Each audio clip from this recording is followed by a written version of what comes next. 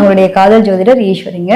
இந்த பதிவில் எதை பற்றி பார்க்க போகிறோம் அப்படின்னு பார்த்தீங்கன்னா, இந்த 12 ராசி கட்டத்தில் இருக்கவங்களுக்கும் அவங்களுடைய வாழ்க்கை முறைகள் எப்படி இருக்க போகுது, அதுவும் பர்டிகுலராக பார்த்தோம் அப்படின்னா திருமண வாழ்க்கை எப்படி இருக்கும், லவ் லைஃப் எப்படி இருக்கும், அதில் ப்ளஸ் என்ன மைனஸ் என்ன, நம்ம எதெல்லாம் விட்டு கொடுக்கணும், எதை அட்ஜஸ்ட் பண்ணி போகலைன்னா என்னென்ன பிரச்சனை சந்திக்க போகிறோம் அப்படிங்கிற விதமான விளக்கத்தை பற்றி தான் இதில் பார்க்க போகிறோம். வாங்க பதிவுக்குள்ளே போகலாம். அனைவருக்கும் வணக்கம். நான் உங்களுடைய காதல் ஜோதிடர் ஈஸ்வரிங்க. இன்னைக்கு என்ன பதிவு பார்க்க போகிறோம் அப்படின்னு பார்த்தீங்கன்னா, நிறைய பேருக்கு ஒரு குழப்பம் இருக்கு. எப்படிதான் நமக்கான காதல் அப்படின்றது எப்படி இருக்கும்.